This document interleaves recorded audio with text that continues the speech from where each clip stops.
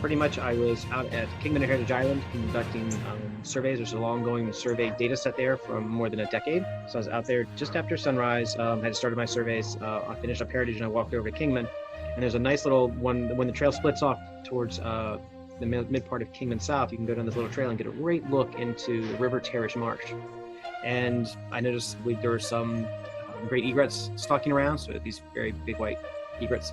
And walking in the background behind them was a little blue heron. And it was an immature, a juvenile little blue heron because of the white color. So it had this almost the same coloration as the great egrets, but just I had a great shot of a green heron sitting above it and the little blue heron kind of in between a great egret to get a good idea of the size, which I knew something was different about that bird. It was not a great egret. It also had more of a softness and a better, more curved, rounded head, and you can see a little bit of the blue starting to peek in on the beak.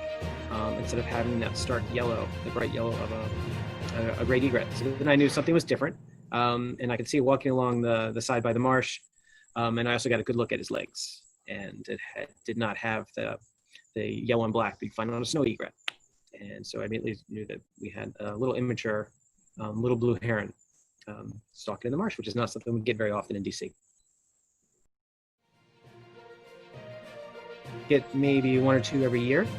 Some years we don't see them, but it's not just one of our usual birds. It's something that hopefully will stick around for a few days so other people get a chance to see it. But it's not something that breeds here. Actually, there's an ongoing Maryland and DC breeding bird atlas survey. So we know we've got them breeding just southeast of Baltimore, and there's a few little spots on the Chesapeake Bay, but they're not really breeding around here. So it's more of a young migrant starting to move around before he starts heading south. So it's kind of it's rare for us to see something like that.